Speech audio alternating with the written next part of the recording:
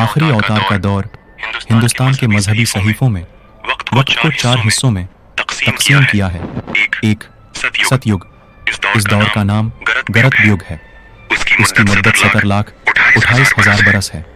دو ترتیا یگ، ست یگ کے بعد ترتیا یگ آتا ہے، ترتیا یگ کا وقت 17,28,000 برس ہے۔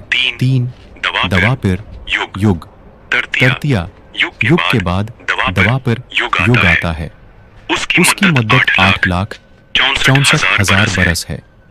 چار کل یگ، کل یگ کی مدت 4,32,000 برس ہے۔ اوتار مستقبل میں ہوگا، لیکن اوتار سے پہلے ہی ظالموں سے دب کر زمین پانی پانی ہو جائے تو آخری اوتار سے فائدہ ہی کیا؟ گیتا میں بھی کہا گیا ہے کہ جب انصاف کو نقصان پہنچتا ہے اور نا انصافی کو عروج حاصل ہوتا ہے، تب اوتار ہوتا ہے۔ سادھوؤں کی حفاظت اور بدمعاشوں کے خاتمے کے لیے، ایک مذہب کے قیام کے لیے یگ میں اوتار ہوتا ہے۔ اب یہ دیکھنا ہے کہ جن حالات کے بعد اوتار ہوتا ہے، کیا وہ حالات گزر چکے ہیں یا گزر رہے ہیں؟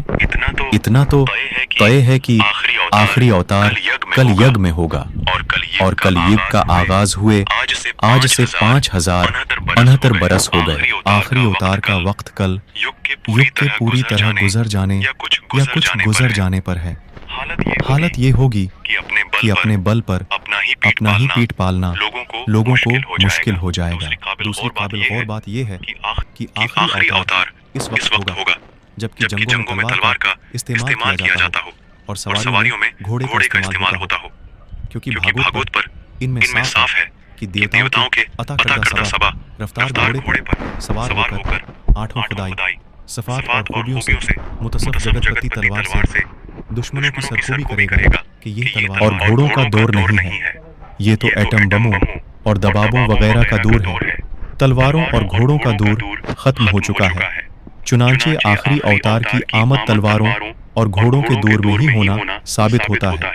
آج سے تقریباً 1400 برس قبل گھوڑوں اور تلواروں کا استعمال ہوتا تھا، اور اس کے لگ بھگ 100 برس بعد سے بارود کی تیاری سودے اور کوئلے کی آمیزش کے ذریعہ عرب میں ہونے لگی۔ میلاد کی تاریخ کا بھی تعین ضروری ہے۔